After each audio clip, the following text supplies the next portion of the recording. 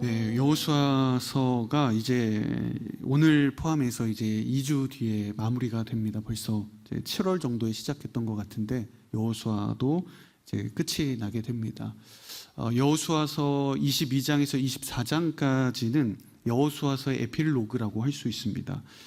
여호수아서의 전체를 요약하는 구절이 담겨 있고 또 그 결론 부분이 22장부터 24장까지거든요. 오늘은 그 시작점을 보게 됩니다. 여호수아 앞부분이 1장부터 21장까지의 내용을 우리가 지금까지 살펴봤잖아요. 그런데 이 내용들을 잘 요약하는 구절이 21장 43절에서 45절에 나와요. 우리 먼저 이 도입부를 한번 읽고 우리 말씀을 나누면 좋겠습니다. 우리 함께 읽습니다. 시작. 이렇게 해서 여호와께서는 그 조상들에게 주겠다고 맹세하신 그 모든 땅을 이스라엘에게 주셨습니다. 그들은 그 땅을 차지하고 거기에 살게 됐습니다.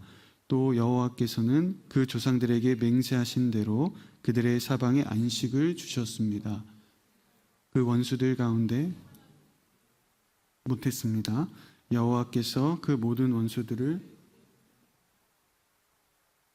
여호와께서 이스라엘 집에 하신 모든 선한 약속은 하나도 남김없이 다 이루어졌습니다. 아멘. 저는 이 구절들이 참 이 기가 막힌 요약이다라는 생각이 들어요.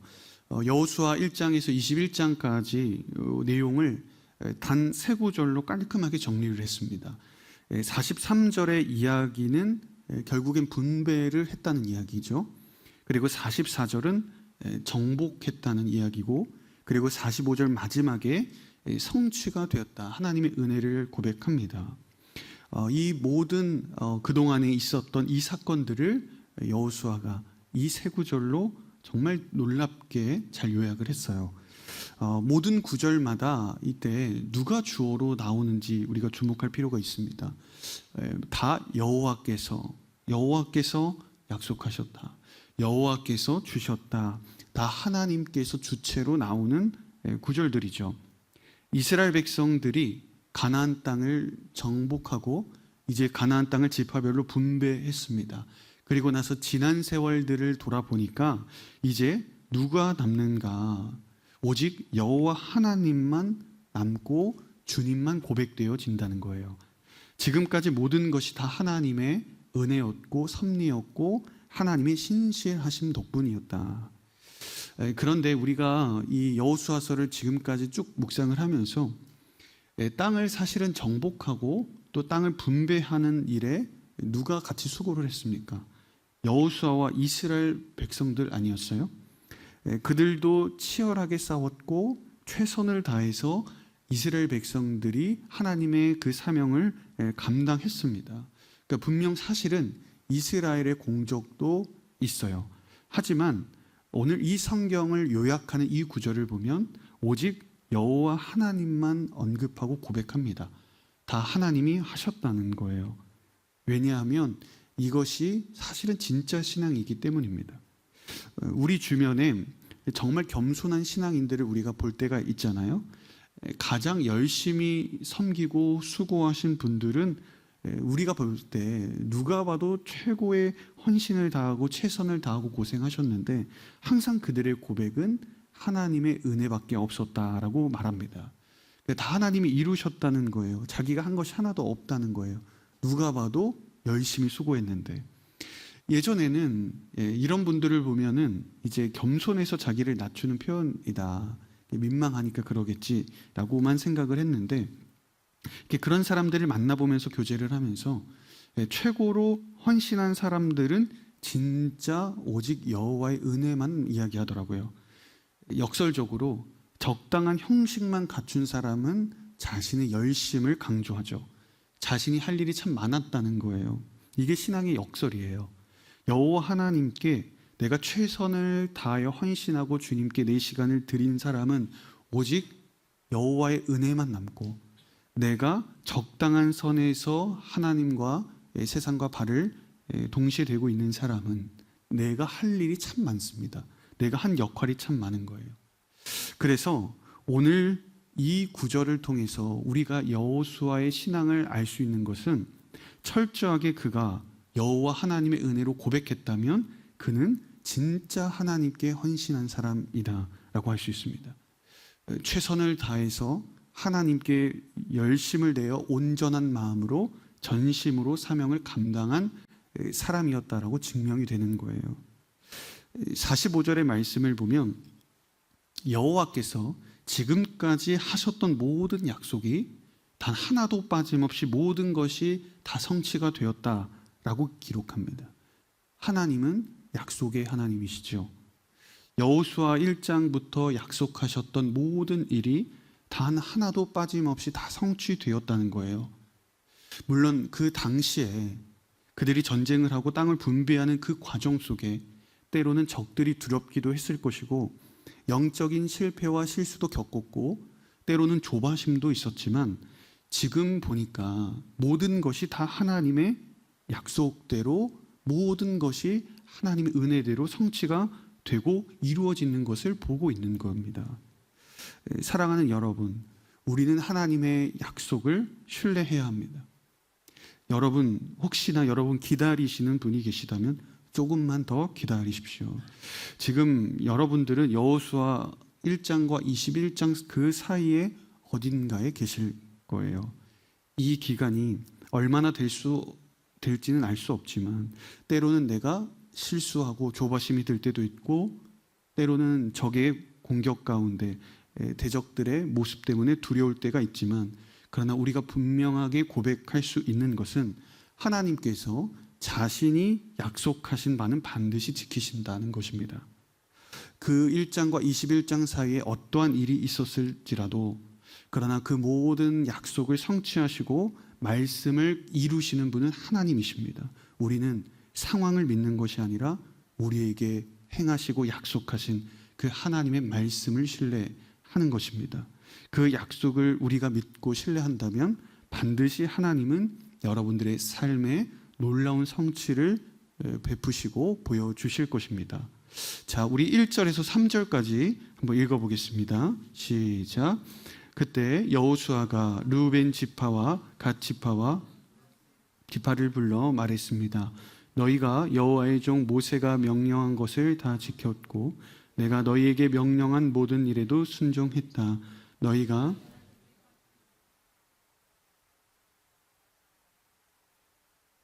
너희에게 준 사명을 잘 감당했다.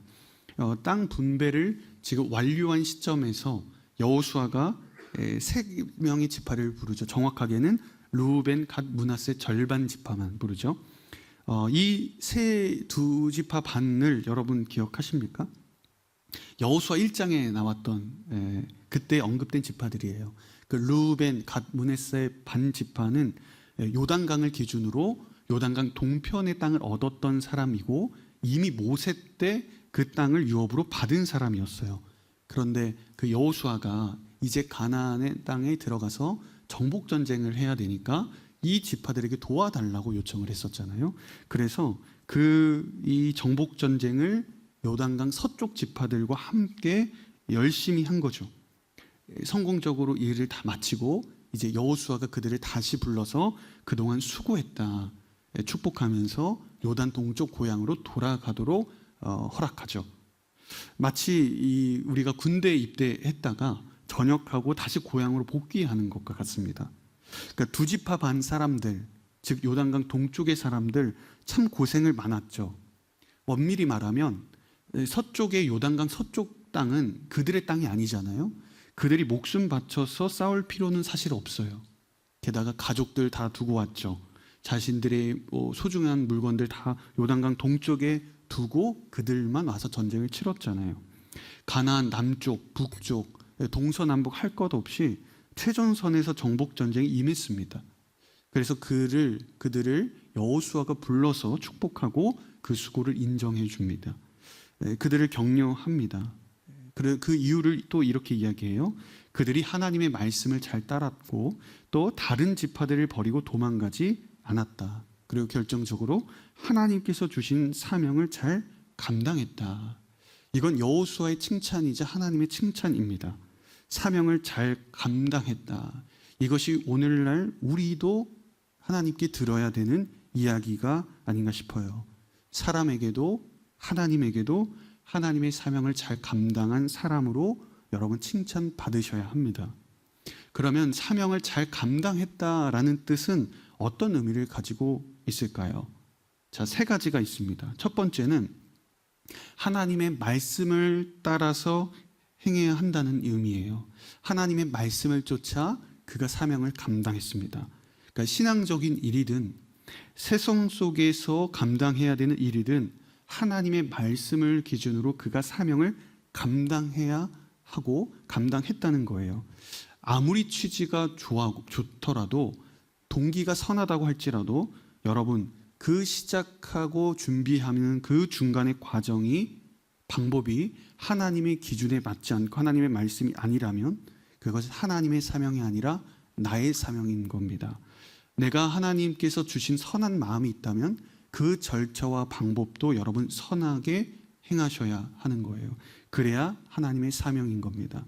자, 두 번째는 3절 앞부분에 나오죠. 사람과의 관계도 굉장히 중요하게 여기는 것이 사명을 잘 감당하는 일입니다. 왜 굳이 하나님께서 요단강 동편에 잘 거주하고 있는 지파들을 서편으로 불러오셨겠어요? 하나님이 능력이 없어서 두 지파 반 그 능력 필요해서 불렀겠습니까? 이스라엘이 온 이스라엘이라는 하나의 공동체가 되어서 이 온전한 연합과 관계를 이뤄서 이 가나안 땅을 정복하기를 원했고 분배하기를 원하셨다는 겁니다. 하나님이 맡기신 사명이라도 모든 관계가 틀어진다면 서로에 대한 상처와 불신만 남는다면 그것은 하나님이 기뻐하시는 일이 아닙니다. 여러분 하나님의 사명이라는 목표를 이룬다고 해서 그 관계를 여러분 소홀하게 여기시면 안 됩니다. 그것조차도 하나님께서 기뻐하시는 사명을 이루는 과정인 거예요. 세 번째입니다. 끝까지 감당했다. 하나님의 사명은 멈추지 않고 끝까지 이어질 때 의미가 있는 것입니다. 중도 포기는 절반만 감당한 것이 아니라 사실은 아예 사명을 감당한 것이 아닌 겁니다. 여러분 하나님이 주신 일이라면 여러분 포기하지 않고 끝까지 하셔야 하는 것입니다. 하나님께서 여러분들에게 명확한 부르심, 명확한 응답이 아니라면 여러분 그 자리에 계셔야 합니다. 끝까지 여러분들이 가야만 열리는 때가 있고 마지막까지 여러분들이 해야만 얻게 되는 축복들이 있기 때문에 여러분들이 하나님께서 여러분들에게 그 마지막까지 끝까지 갈 수 있도록 이야기를 하시는 거예요. 잠시 쉼을 누릴 수는 있지만 그러나 속히 여러분 복귀하셔야 됩니다. 지난주 도피성에서 나눴지만 하나님께서 우리에게 원하시는 것은 회복이기도 하지만 그러나 그만큼 더 중요한 것은 원래의 자리로 복귀하는 거예요. 하나님의 사명을 포기하지 않고 여러분 끝까지 감당하셔야 합니다. 그 자리에서 하나님이 옮기라고 하시고 이동하라고 말씀하실 때까지는 여러분 멈춰서 기도하셔야 합니다. 끝까지 하나님의 사명을 붙드는 저와 여러분 되기를 주의 이름으로 축복합니다. 우리 4절에서 6절까지 계속 한번 읽어보겠습니다. 시작. 이제 너희 하나님 여호와께서 약속하신 대로 너희 형제들에게 안식을 주셨으니 너희는 여호와의 종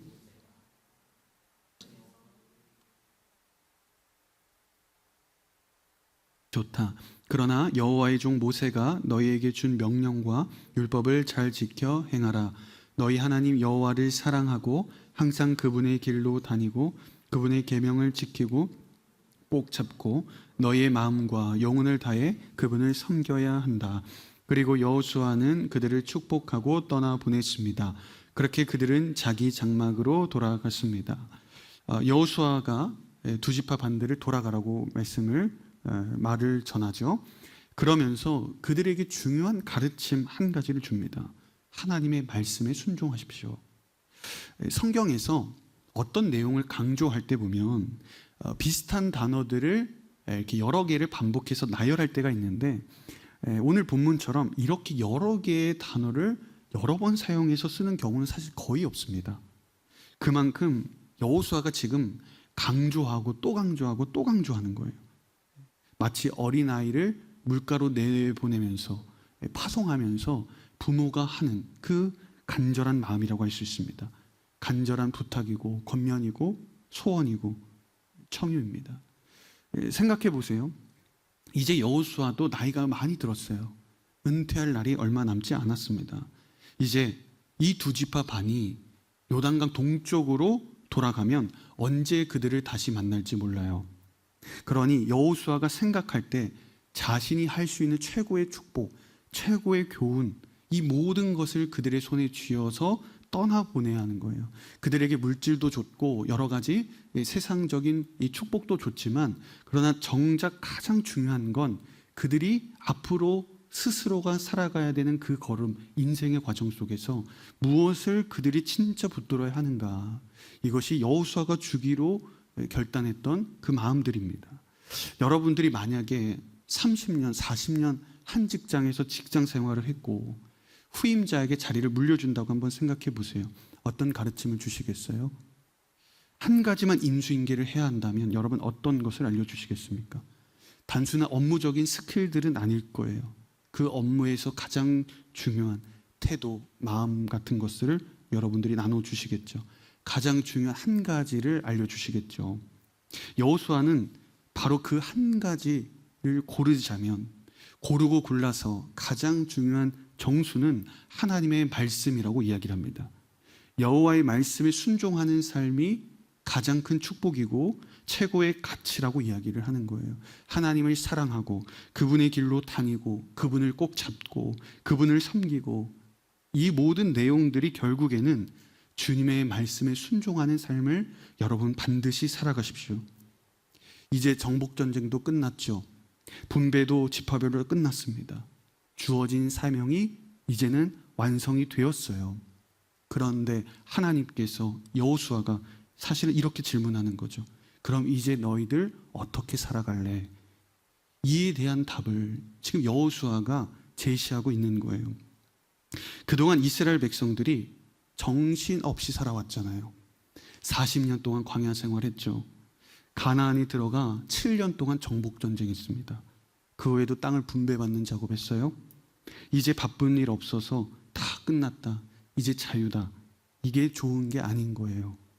어쩌면 이스라엘이 여러분 영적으로 하나님 앞에서 깨어 있을 수 있었던, 집중할 수 있었던 이유는 그들이 사명을 감당하고 있는 중이었기 때문입니다. 지금 내가 바쁘지 않으면, 내가 현재 할 일이 없으면 하나님을 여러분 더 잘 섬기겠다, 여러분 말씀하실 때가 있지만 그렇지 않습니다. 신앙적으로 내가 여유가 있으면 더 성장하겠지, 그렇지 않다는 거예요. 더 나태하고 더 방황할 수 있습니다. 하나님께서 여러분들에게 맡기신 일들이 있다면 그것은 여러분들의 신앙을 지키기 위한 하나님의 축복이고 배려일 수 있습니다. 이스라엘이 본격적으로 여러분 언제 무너져요? 최고의 전성기였던 솔로몬 왕 이후 아닙니까? 그때부터 나라가 두 개로 분열되었잖아요.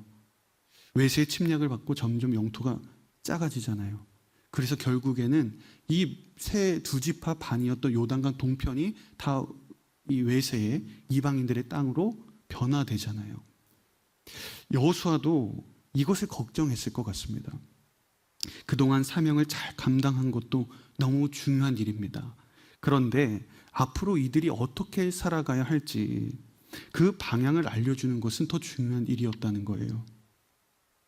제가 오늘 이 말씀을 보면서 예전에 로마서 큐티를 했던 그때가 생각이 나더라고요. 로마서는 크게 두 부분으로 나눠진다고 말씀을 드렸죠. 1장부터 11장까지 이신칭의 복음이었죠. 믿음으로 어떻게 의로워질 수 있는가, 믿음으로 구원받는 이야기였고, 12장부터 16장까지는 구원받은 성도들이 어떻게 살아갈 것인가, 딱 두 구조였습니다. 그래서 로마서 12장 1절에 첫 접속사는 그러므로였어요. 그러니까 전반부의 내용을 요약하면서 그 결론 부분으로 안내를 하죠. 너가 믿음으로 구원을 받았다면, 의롭게 되었다면 그럼 너 이제 어떻게 살아갈래 하는 거예요. 저도 이 12장 큐티를 하면서 하나님께서 저에게 계속 이런 질문들을 하셨던 것 같습니다. 그래서 구원을 받았다면 너는 이제 어떻게 살아갈래? 앞으로 너는 어떻게 살래? 저는 이것을 그러므로의 신앙이다 이렇게 부릅니다. 이 반복된 질문 속에서 계속 고민을 했습니다. 그리고 제가 이렇게 하나님께 대답을 했어요. 저는 앞으로 이런 공부를 해보고 싶고 뭐 몇 년 뒤에는 이런 이력을 쌓고 싶고 대학원도 가고 싶고 어느 부서에 또 어떤 자리에 또 어떤 사역을 해보고 리더가 되고 싶습니다. 그런데 하나님께서 저에게 다시 한번 말씀하시더라고요. 아니 너 정말 앞으로 어떻게 살래? 아니 진짜 어떻게 살래? 제가 이 질문을 다시 듣는 순간 깨닫게 됐어요. 그러니까 저는 제 인생의 계획을 이야기했더라고요. 하나님은 저에게 어떻게 살아갈래?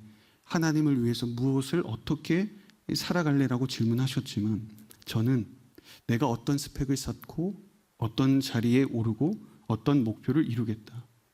근데 하나님의 질문의 의도는 그게 아니었어요. 저에 대한 본질적인 신앙에 대한 근본적인 질문이셨죠. 주님, 그래서 제가 앞으로 항상 하나님과 동행하고 예수님과 매 순간 대화하고 성령님과 친밀한 사람이 되겠습니다. 성령님께 제 자신을 더 열겠습니다 라고 고백했던 것 같습니다. 만일 여러분 저의 인생의 목표가 교회의 어떤 위치, 어떤 이력, 어느 교회 담임 목사가 되는 것이다, 이런 구체적인 자리들이 제 삶의 목적이고 목표라면 제 인생은 참 슬플 것 같습니다. 불행할 것 같아요. 하나님을 사랑하고 주님의 손을 꼭 잡고 그분의 말씀에 순종하는 것, 이것이 나의 삶의 방식과 목적이 되지 않는다면, 내가 어떤 자리에 가는 것이 나의 인생의 목표라면 그 누구보다 하나님이 저를 슬퍼하실 것 같습니다. 여러분들의 인생의 목표가 어느 대학, 어느 직장, 어느 자리, 어떠한 구체적인 위치라면, 그것이 여러분들의 인생의 방향이라면 여러분 참 안타까운 일입니다. 구체적인 여러분들의 어떤 목표를 이루는 것이 잘못됐다라는 말이 아니라 하나님이 주시는 비전을 이뤄가는 그것이 과정일 수 있으나, 그러나 그것이 특정한 자리가, 위치가 여러분들의 목적이 되어서는 안 된다는 것입니다. 그리스도인이라면, 우리가 진정 하나님의 사람이 되고자 한다면 우리의 인생의 목표와 방향이 세상과 달라야 하지 않겠습니까? 어떤 사람은 상을 받는 것, 1등이 되는 것, 어떤 직장에 들어가는 것, 어떤 직분을 받는 것, 어떤 직책을 얻는 것, 이렇게 이야기하지만 우리의 삶의 방향은 다른 사람들과 차이가 있어야 하지 않겠습니까? 우리는 하나님의 비전을 이루고 주님이 주시는 사명을 감당하며 하나님께 순종하는 삶을 살아야 합니다. 그래서 지금 저희가 읽은 여호수아의 말을 들어보세요. 앞으로 너희들 이제 어떻게 살아갈래? 이 질문에 대한 답을 보십시오. 이스라엘 백성들에게 너희들 요단강 동편으로 건너가면 어떤 목표를 이루라고 말하지 않잖아요. 제단을 쌓아라, 성을 건축하라, 성전을 지어라, 땅을 정복하라, 어떤 구체적인 업적에 대한 권면하지 않습니다. 여호수아가 볼 때 진정으로 그들이 살아가야 되는 가장 중요한 방식, 삶의 본질, 신앙의 근본에 대해 권면하고 있는 거예요. 하나님의 말씀에 순종하십시오. 사랑하는 다윗공동체 여러분, 우리의 인생의 목표는 특정한 자리와 위치가 아닙니다. 하나님과 더 친밀한 삶을 살아가는 것입니다. 하나님과 동행하면 그분이 길을 열어주실 것입니다.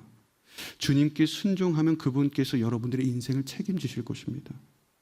우리의 삶의 방향을 주님께로 향한다면, 재조정한다면 하나님께서 여러분들의 인생을 책임지지 않으실까요?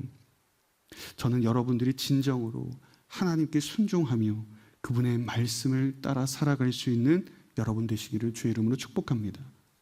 자, 우리 7절에서 9절까지 한번 읽어보겠습니다. 시작.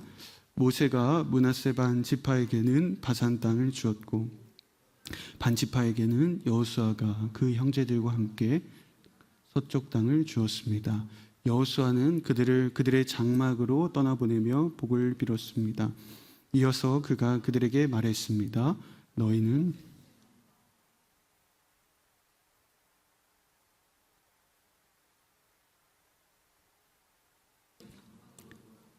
너희 원수들에게서 얻은 그 전리품을 형제들과 나누라. 그리하여 르우벤 자손과 갓 자손과 므낫세 반 지파가 가나안 땅에 있는 실로에서 이스라엘 자손들 곁을 떠나 여호와의 말씀에 따라 모세를 통해 소유하게 된 그들의 소유지 길르앗으로 돌아갔습니다.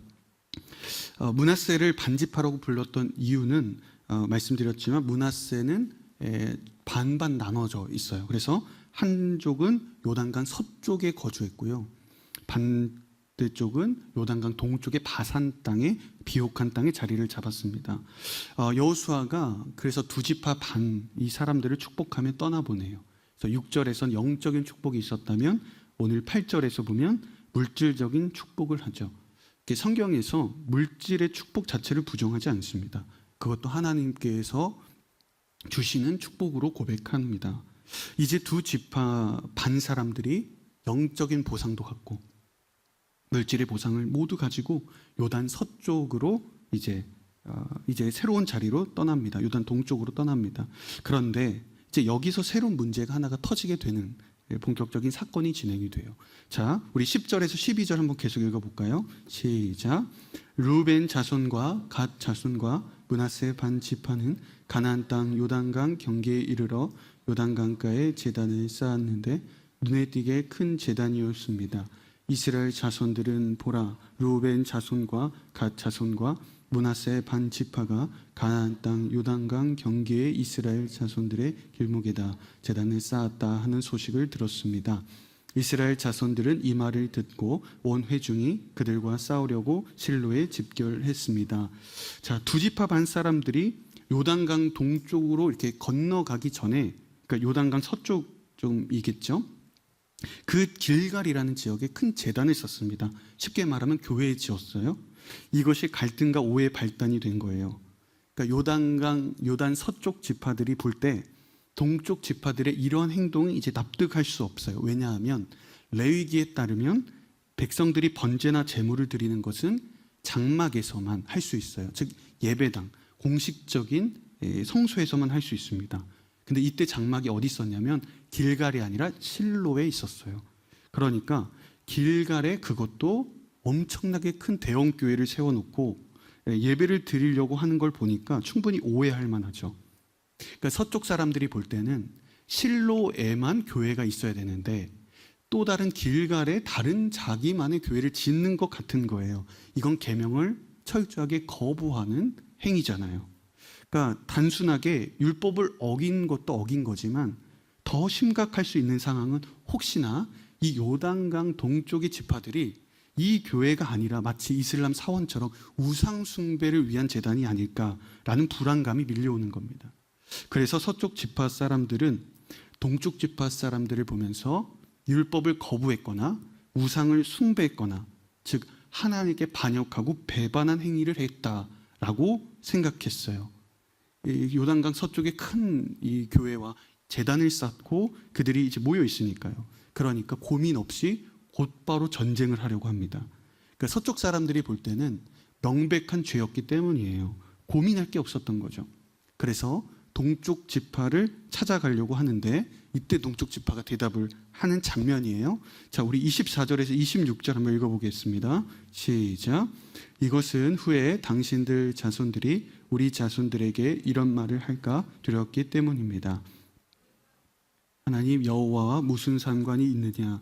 너희 루벤 자손들과 갓 자손들아, 여호와께서 우리와 너희 사이에 요단강을 경계로 두셨다.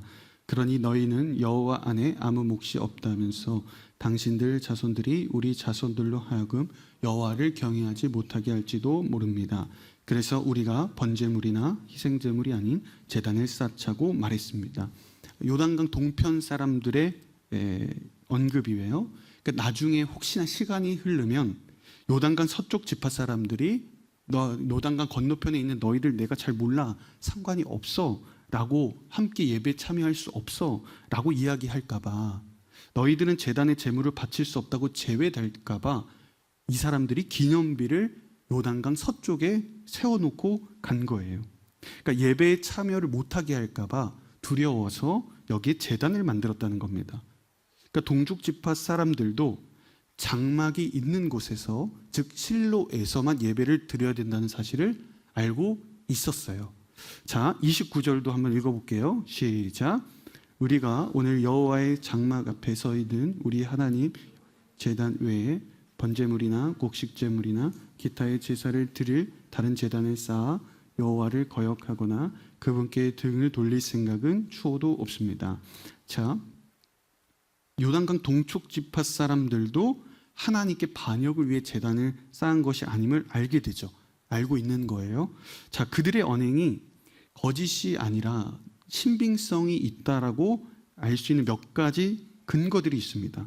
자, 만일 그들이 정말로 자신만의 예배당을 짓고 자신들이 독단적으로 제단을 쌓고자 했다면 강 동쪽에 굳이 그들이 넘어 있는 요단강 서쪽에 그 제단을 쌓을 필요가 없어요. 왜냐하면 요단강 동쪽에서 예배 드릴 때마다 강을 건너가야 되잖아요. 그러니까 제사를 드릴 때마다 왔다 갔다 하는 굳이 불편함을 감수할 이유가 없는 거예요. 두 번째는 제단의 규모가 지나치게 크다는 거예요. 실제로 사용하기에 굉장히 불편했을 겁니다. 그래서 이 제단은 그냥 상징적인 기념비로 지었던 것 같아요. 우리도 뭐 이스라엘이나 튀르키예나 이런 성지순례를 가면 베드로 기념교회, 무슨 기념교회 다 기념교회들이 있잖아요. 실제 예배의 목적은 아니지만 그 기념하기 위한 큰 예배당이 있잖아요. 비슷한 거예요. 그들이 실제로 제단으로 예배를 드리진 않겠지만 그건 기념비적으로 남겨두려고 한 거죠. 그래서 이런 기념비를 세우고 언급을 하죠. 그래서 요단 서쪽 지파 사람들이 이 이야기를 듣고 납득이 되고 해명을 하고 그리고 오해가 풀렸습니다. 그러니까 자칫 내부적으로 큰 전쟁이 일어날 뻔했던 이 상황이 잘 마무리가 되었어요. 자, 그러면 오늘 이 22장 이 사건을 기록한 목적이 무엇일까? 그러니까 여호수아를 우리가 1장부터 쭉 보고 있잖아요. 근데 전체 줄거리만 보면 오늘 본문은 사실 그렇게 중요한 본문 같진 않아요. 왜냐하면 결론적으로 오해가 잘 풀리기도 했고 뭐 22장 거의 이 모든 내용을 그런데 다 할애하고 있어요. 그러니까 중요해 보이진 않지만 22장 전체 내용이 마치 이 오해가 풀린 이 사건을 쭉 기록한단 말이에요. 그러니까 제가 말씀을 묵상하면서 다시 또 이 부분을 확인하면서 왜 이 부분이 중요할까? 이 본문이 이렇게 발견하게 됐는데 크게 세 가지의 주제가 있어요. 이 본문에서. 자, 첫 번째가 뭐냐면 하나님께 제물을 드릴 수 있는 곳은 오직 한 곳이다라는 것이 확인됩니다. 오늘 이 지파 간의 갈등 속에서 분명하게 확인되잖아요. 하나님이 장막이 있는 곳에만 이스라엘은 제물을 바쳐야 합니다. 다른 곳에 드리는 것은 반역 행위다라는 거예요. 한 장소에만 지정된 장소에서만 예배를 드릴 때 진정한 예배다라는 것이 오늘 본문을 통해 확인됩니다. 이것이 예수 그리스도를 통해서 어떻게 의미하냐면 예배하는 자가 영과 진리로 예배할지니라 이 고백하잖아요.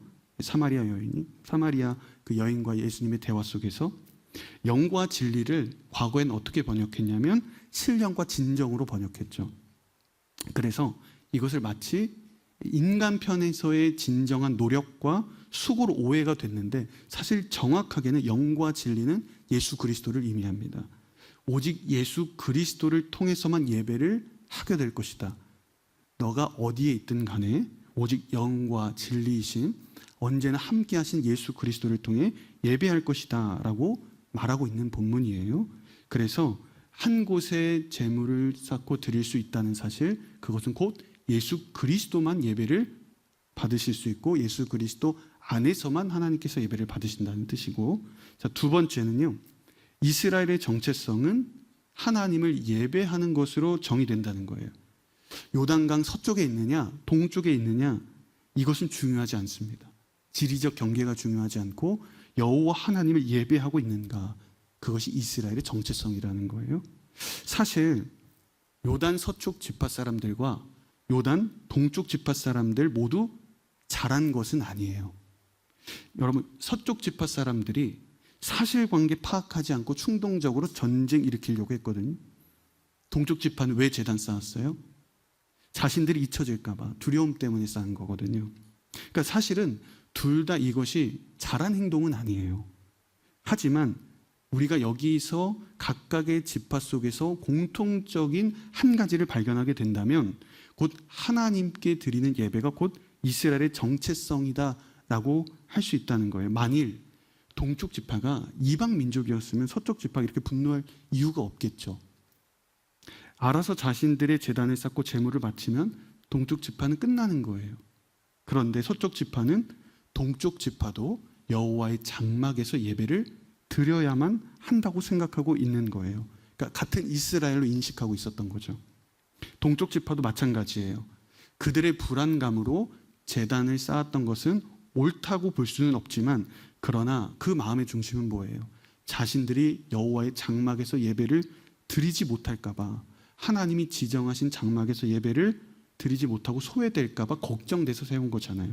결국엔 동쪽 사람들의 마음도 이스라엘의 정체성은 예배를 드리는 것에 있었다라고 생각을 하고 있었다는 거죠. 자, 그리고 세 번째, 대화를 통해서 갈등이 해결되었다는 사실을 알려줍니다.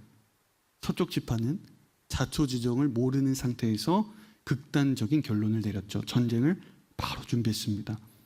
다행히 전쟁을 하기 전에 대표자를 선별해서 보냄으로써 대화를 통해 오해를 풀게 되었어요. 전쟁도 어떤 다른 방법이 아니었습니다.